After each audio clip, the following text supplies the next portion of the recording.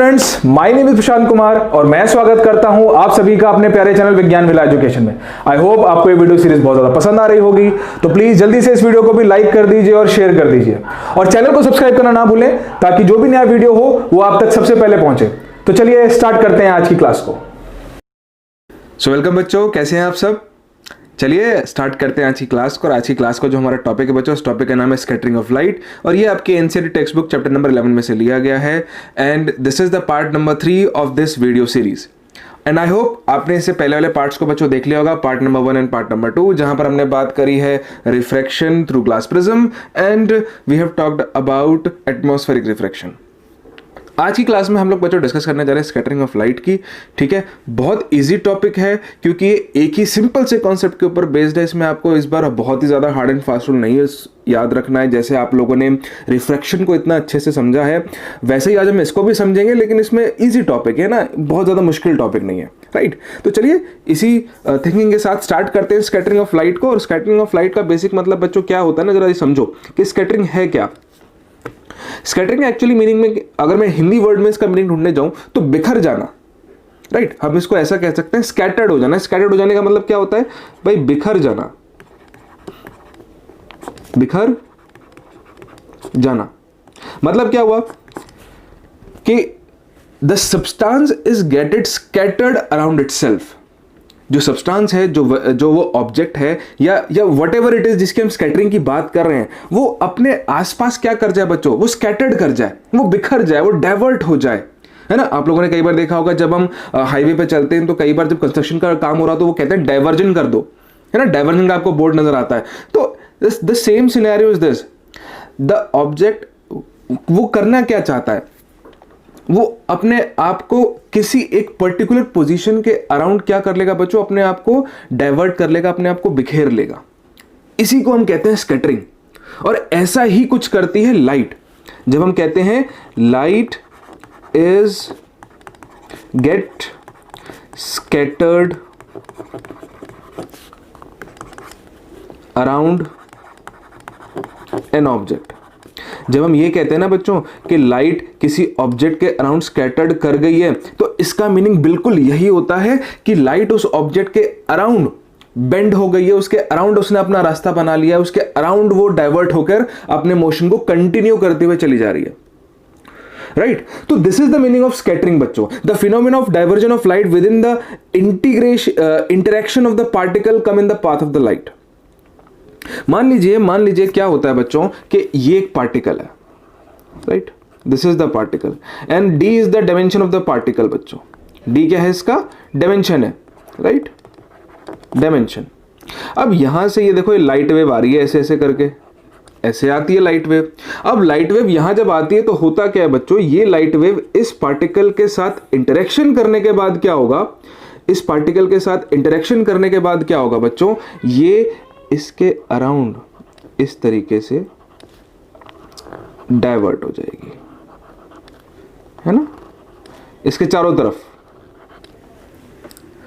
जब ऐसा एक light wave after interaction with the particle करती है ना बच्चों, इसी फिनोमेना को कहा जाता है scattering. This is what do mean by scattering of light. This is the meaning of scattering of light. तो ये जो इंसिडेंट लाइट है बच्चों, this incident light is actually get scattered like this. वो इस तरीके से बच्चों क्या हो गई है, स्कैटर्ड हो गई है। This is how it get scattered. ये स्कैटर्ड पोर्शन है, ये स्कैटर्ड लाइट का पोर्शन है। बात समझ पा रहे हो आप। तो जब कभी ऐसा हो तो उसे हम कहते हैं स्कैटरिंग। अब ये स्कैटरिंग आपको ऑब्जर्व कैसे होगी, फील कैसे होगी, इसको भी मैं अभी आपको बताऊंगा। बस आपको करना कुछ नहीं, वीडियो को पूरा देखना, जरा ध्यान से सुनना, बताऊंगा कैसे फील कर सकते हो आप इस स्कैटरिंग को। और ये हम डेली लाइफ में करते ही करते हैं यार, डेली लाइफ में हम करते हैं सारी बातें। अच्छा, जरा अगला पॉइंट देख लेते हैं। अगला पॉइंट क्या है, क्योंकि हमने ये कहा कि जो लाइट है वो अपने ऑब्जेक्ट के अराउंड डाइवर्ट हो जाएगी, बेंड हो जाएगी और फिर अपना रास्ता कंटिन्यू कर लेगी जब भी उस पार्टिकल के साथ इंटरेक्ट करेगी। तो इसका मतलब ये हुआ कि लाइट अपना रास्ता हमेशा कंटिन्यू रखती है, चाहे वो अपने पार्टिकल के रास्ते में आ जाए। मतलब लाइट अपना रास्ता ढूंढ ही लेगी कैसे भी करके, अगर कि वो किसी पार्टिकल के साथ इंटरेक्ट करती है तो उसको आता है अपना रास्ता ढूंढना है। जैसे कि मैं आपको बताऊं बच्चों, जब हम लोगों ने रिफ्लेक्शन की बात करी थी, when we talked about reflection, तो रिफ्लेक्शन के अंदर बच्चों क्या हो रहा था, मान लेते हैं ये सरफेस था, लाइट इंसिडेंट हुई। अब आपको क्या लगता था लाइट इसके आर पार नहीं जा सकती थी? हमने देखा है अगर रिफ्रैक्शन हो रहा है तो वो क्या करती थी बच्चों, इसको क्रॉस करके निकल जाती थी, और अगर ये होता था रिफ्लेक्शन तो ऐसे निकल जाती थी। मतलब समहाउ लाइट को पता है कि भाई मुझे अपना रास्ता कैसे ढूंढना है, वो ढूंढ लेगी। कुछ ऐसा ही देखो स्कैटरिंग में हो रहा है। वो एक इंटर एटॉमिक पार्टिकल के साथ, देखो मैंने यहां तो देखो बच्चों पार्टिकल की बात करी, यहां हो सकता है कोई मटेरियल हो, कुछ भी हो सकता है ना। लेकिन स्कैटरिंग जो ज्यादातर होती है वो बच्चों स्मॉल ऑब्जेक्ट्स के साथ होती है। आप ऐसा मत समझिए बुक आपने रख दी तो बुक के साथ लाइट की स्कैटरिंग हो जाएगी, है ना। हमें थोड़ी डायमेंशंस का भी ध्यान रखना पड़ता है बच्चों, उसकी डायमेंशंस का भी होना जरूरी है। और डायमेंशंस कुछ इस तरीके से होनी चाहिए कि जो लाइट है वो उसके अराउंड क्या कर सके बच्चों, बेंड कर सके। जब आप बुक्स वगैरह की जैसे बड़े साइज के ऑब्जेक्ट रखोगे तो वहां से ज्यादातर जो बच्चों लाइट का है वो रिफ्रैक्शन होगा या रिफ्लेक्शन हो सकता है ना, depending upon the nature of the material. लेकिन अगर आपको ध्यान रखना है कि आपको स्कैटरिंग ऑब्जर्व करना चाहते हैं तो आपका जो डायमेंशन है वो लाइट के साथ कुछ इस तरीके से होना चाहिए कि लाइट के पास मतलब जगह हो कि वो अपने आसपास क्या कर सके बच्चों, उसके आसपास बेंड कर सके। खैर आगे चलते हैं। आगे अगला पॉइंट क्या है, अब जरा इस डायग्राम को बच्चों आप ध्यान से देखो। ये जो डायग्राम आपकी स्क्रीन के ऊपर आया बच्चों, उसको आप जरा ध्यान से देखो बच्चों। देखो इस डायग्राम के अंदर हो क्या रहा है। इस डायग्राम के अंदर आपको यह समझाया जा रहा है कि एक्चुअली में वो स्कैटरिंग हो कैसे रही थी। आप ध्यान से देख रहे हो, ये देखो एक इंसिडेंट लाइट आ रही है, this is the incident light, right. ये हमारी इंसिडेंट लाइट है, इंसिडेंट। और फिर ये इंटर एटॉमिक पार्टिकल के साथ, या वो एक इंटरेक्शन पार्टिकल, इसको हम बोल देते हैं ना भाई, इंटरेक्शन पार्टिकल। ये हमारा इंटरेक्शन पार्टिकल है, इसके साथ कोलाइड करती है। एंड आफ्टर दैट देखो बच्चों हुआ क्या कि ये जो लाइट है ये अपनी डायरेक्शंस को चेंज करके उसके चारों तरफ बिखर गई है। It gets scattered around itself, है ना। तो इसी फिनोमेना को हमने क्या बोला बच्चों, स्कैटरिंग बोला। यही स्कैटरिंग है, सिंपल वर्ड्स में यही स्कैटरिंग है। कुछ नहीं करना, लाइट आएगी इंटर एटॉमिक पार्टिकल के साथ कोलाइड कर जाएगी, स्ट्राइक कर जाएगी, फिर वो लाइट क्या करती है अपने डायरेक्शन को कुछ इस तरीके से चेंज कर लेती है कि वो उसके चारों तरफ होते हुए निकल जाए, वहां से क्रॉस कर जाए। क्लियर हो गया, क्लियर हो गया। इसी को हम कहते हैं बच्चों स्कैटरिंग। चलिए, now the amount of scattering of light is dependent on the wavelength of the light and it responds inversely, that is longer wavelength scattered less. अब बच्चों यही है सारा फंडा, स्कैटरिंग का सारा फंडा रूल यही है। फंडा रूल क्या याद रखना है, जो आपको याद रखना है बच्चों कि जो स्कैटरिंग है, स्कैटरिंग वो डिपेंड करती है, depends on the wavelength of the wave. किसके ऊपर डिपेंड करती है बच्चों, ये वेवलेंथ के ऊपर डिपेंड करती है। ये आपको याद रखना है बस अब, कि भाई स्कैटरिंग जो है वो डिपेंड करती है वेवलेंथ के ऊपर, वो डिपेंड करती है बच्चों वेवलेंथ के ऊपर, राइट। क्लियर हो गया यहां तक आप, ये आपको याद रखना पड़ेगा कि स्कैटरिंग डिपेंड करती है वेवलेंथ के ऊपर, ठीक है। और कैसे डिपेंड करती है, कैसा रिलेशन है उसका बच्चों देखो ध्यान से। हमने यहां लिखा हुआ है कि लाइट की स्कैटरिंग का इंटेंसिटी या उसका अमाउंट, कि कितनी ज्यादा वो लाइट स्कैटर्ड हो जाएगी, कितनी ज्यादा इंटेंसिटी के साथ उसकी लाइट स्कैटर्ड होगी, ये इस बात पर डिपेंड करेगा कि आपका वेवलेंथ ज्यादा है या कम। देखो हमने लिखा है लॉन्गर वेवलेंथ स्कैटर्ड लेस, जिसकी वेवलेंथ ज्यादा होती है वो कम स्कैटर्ड होता है, यानी कि इनवर्स रिलेशन है। स्कैटरिंग का इनवर्स रिलेशन है, इनवर्स विद लैम्डा।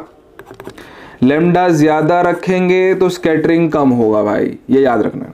लैम्डा ज्यादा तो स्कैटरिंग कम, लैम्डा ज्यादा तो स्कैटरिंग कम, और लैम्डा कम तो स्कैटरिंग ज्यादा, लैम्डा कम तो स्कैटरिंग ज्यादा। लैम्डा आप लोगों को पता है कि आप लोग किसको कहते हैं, लैम्डा हम कहते हैं वेवलेंथ को। किसको कहते हैं, वेवलेंथ को कहते हैं। तो जल्दी से चलते हैं आगे। This is all about the first slide. Now let's move to the next one. So now let's discuss about scattering in white light कि white light में स्कैटरिंग होती कैसे, ये समझने की बात करते हैं. और बच्चों एक क्लू देना चाहता हूँ, ट्रिक देना चाहता हूँ. जब भी आपके दिमाग में या आपके सामने व्हाइट लाइट नजर आ जाना बच्चों, तो आपके दिमाग में वेबग्योर नजर आ जाना चाहिए. जैसे ही व्हाइट लाइट का जिक्र हो बच्चों, तो आपको वेबग्योर की फीलिंग होनी चाहिए कि वेबग्योर नाम की चीज होती थी जी एक. और वेबग्योर क्या था बच्चों? It was the spectrum of white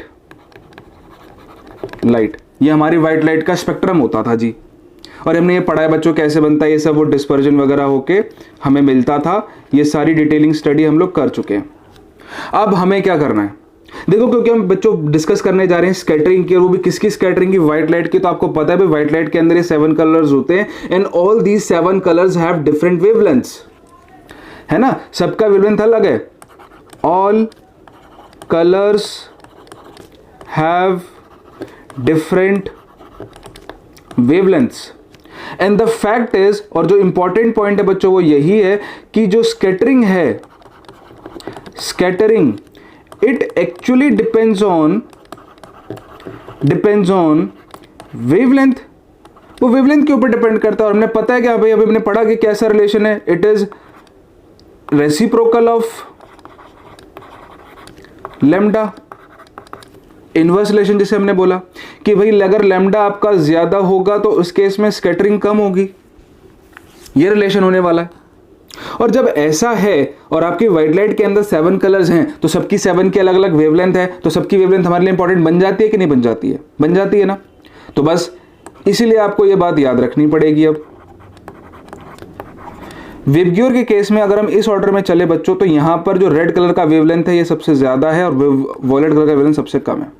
ये मिनिमम वैल्यू है हमारी, मिनिमम. ये मैक्सिमम वैल्यू है भाई, ये आप लोगों ने याद रखनी है. वॉयलेट का वेवलेंथ सबसे कम है, रेड का वेवलेंथ सबसे ज्यादा है. देखो इसी बात को हमने यहां लिखा भी हुआ है कि रेड कलर का वेवलेंथ सबसे ज्यादा होता है, वॉयलेट कलर का वेवलेंथ सबसे कम होता है.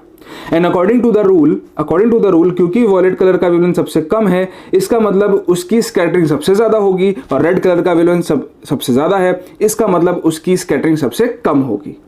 ये आपको रूल याद रख लेना है ना. स्कैटरिंग डिपेंड्स अपॉन वेवलेंथ और वो इनवर्सली वेरी करता है.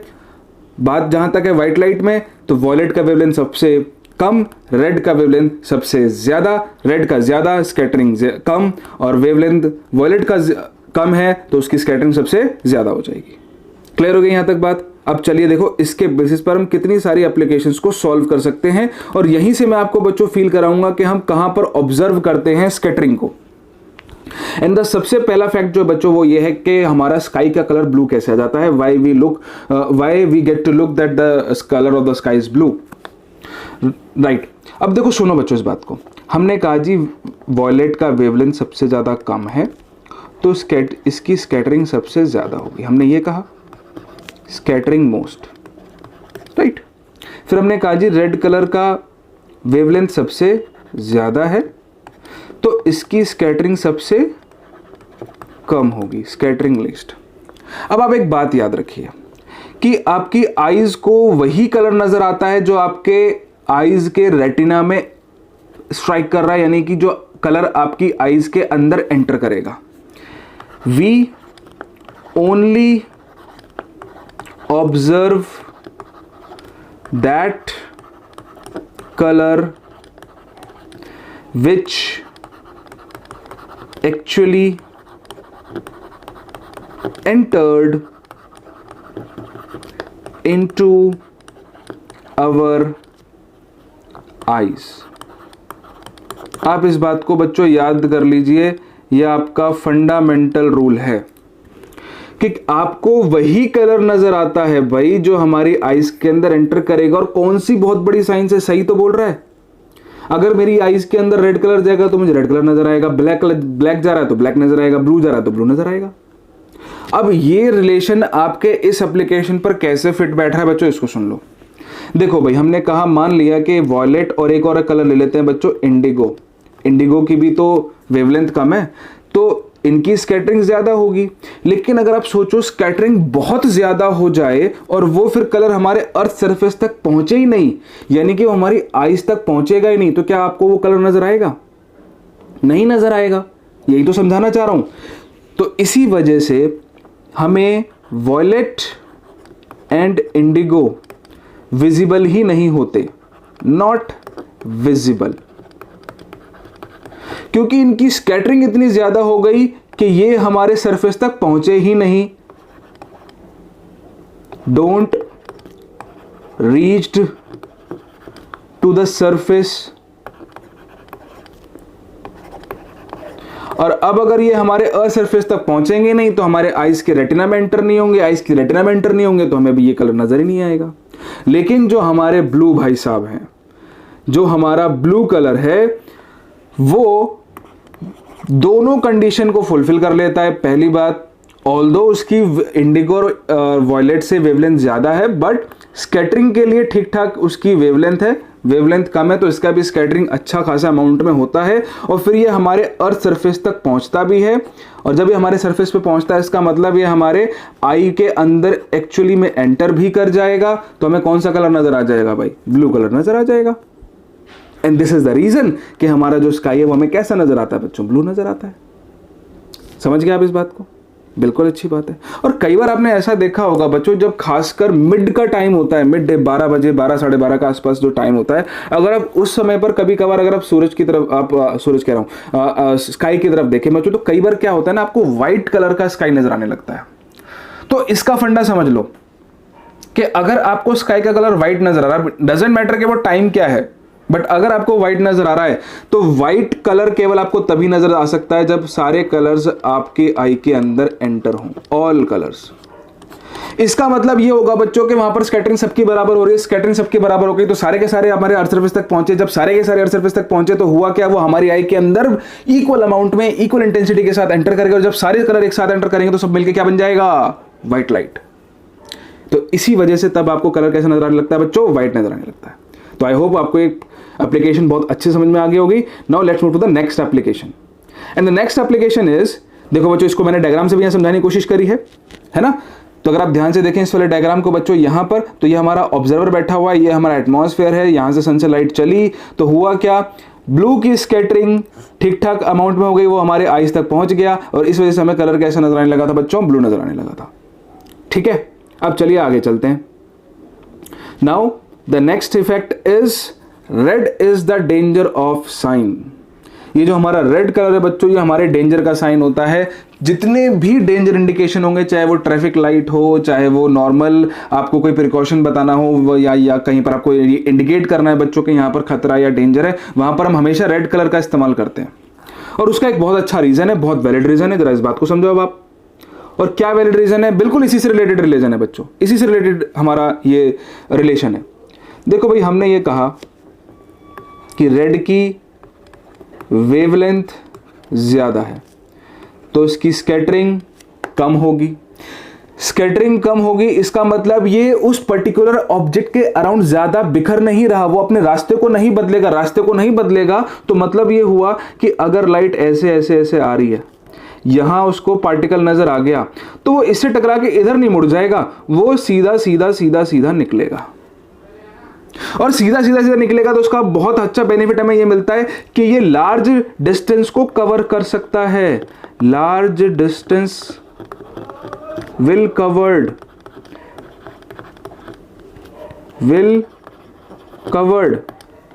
और इसी की खासियत की वजह से ये रेड कलर के सिग्नल्स हमें लॉन्गर डिस्टेंस, ज्यादा दूरी से नजर आ जाते हैं।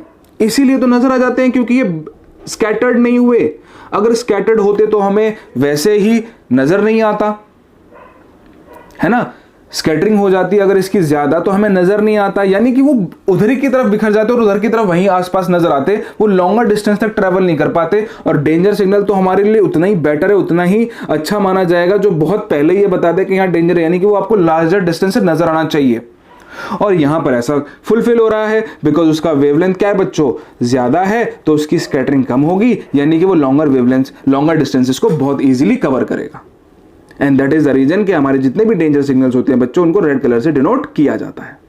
ठीक है, चलिए नेक्स्ट एप्लीकेशन की तरफ हम चलते हैं and the next application is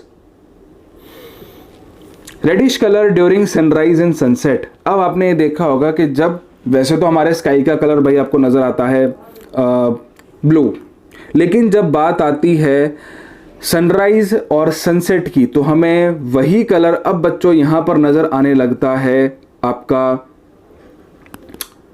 reddish हो जाता है एकदम से अचानक से, है ना। ऐसा क्यों होता है इसे समझते हैं। देखो जब बात करते हैं आप सनराइज की या फिर सनसेट की तो मैंने आपको बताया था कि हम होरिजन को कंपेयर करते हैं। सन अगर होरिजन के नीचे है, होराइजन के नीचे है, तो हम कहते हैं कि वो अभी सनसेट की कंडीशन में है। सनराइज या तो हो रहा होगा या सनसेट हो चुका होगा, और जैसे ही ओरिजिन के बाहर आ जाता है तो आप सनराइज या सनसेट को देख लेते हैं, है ना, हो चुका होता है उस वक्त पर। अब सवाल यह है कि आप ध्यान रखिए बच्चों, क्योंकि हमारी अर्थ इलिप्टिकल पाथ पर चलती है। इलिप्टिकल मतलब कि वो कंप्लीट सर्कुलर मोशन नहीं करती है, वो एक इलिप्टिकल मोशन करती है। तो इसकी वजह से होता यह है कि बच्चों जब स्पेशली होरिजन का टाइम आता है, होराइजन का टाइम आता है ना, तो ये जो डिस्टेंस है ना बच्चों, ये डिस्टेंस ये ज्यादा होता है as compare to this one. ये वाला डिस्टेंस ज्यादा है, यानी कि होराइजन के वक्त पर जो डिस्टेंस है इट इज लार्ज। अब इसकी वजह से क्या होगा, डिस्टेंस ज्यादा है, अगर ब्लू कलर की स्कैटरिंग हो रही है तो वो इतना ज्यादा स्कैटर्ड हो जाती है फिर से कि हमारी आइज तक पहुंचती नहीं है। अब मैंने अभी आपको समझाया था कि भाई कौन सा कलर जो हमारी आइज तक बहुत इजीली पहुंचता है वो कौन सा कलर है भाई, रेड कलर ही तो है। क्यों है रेड कलर, क्योंकि वेवलेंथ इसका सबसे ज्यादा, तो स्कैटरिंग इसकी सबसे कम, और क्योंकि इसकी अब स्कैटरिंग कम है तो ये लॉन्गर डिस्टेंसेस को इजीली कवर कर सकता है। इसीलिए जब आपकी बात आती है सनसेट या सनराइज की तो जो रेडिश कलर है, क्योंकि स्कैटरिंग सबसे कम हुई है, तो वो हमारी आइज तक बहुत इजीली, बहुत ही क्लियर अमाउंट के साथ, क्लियर इंटेंसिटी के साथ हमारी आइज तक पहुंचती है, जिसकी की वजह से हमें क्या सा कलर नजर आने लगता है, उसका रेडिश कलर नजर आने लगता है, राइट। सो आई होप आपको ये सारी एप्लीकेशन समझ में आ गई होंगी। तो बस बच्चों आज की क्लास के लिए सिर्फ इतना ही। वीडियो को देखने के लिए very very thank you so much. और अगर आपको वीडियो पसंद आ रहा है बच्चों तो इसको प्लीज जल्दी से शेयर कर दीजिए, सब्सक्राइब कर दीजिए और अच्छे अच्छे कमेंट इसके ऊपर डाल दीजिए। एंड आई होप अगर आपकी कोई क्वेरी है बच्चों तो यू आर वेरी वेलकम, आप मुझसे कभी भी किसी भी वक्त वीडियो सेक्शन के कमेंट सेक्शन पे जाकर अपना सवाल रख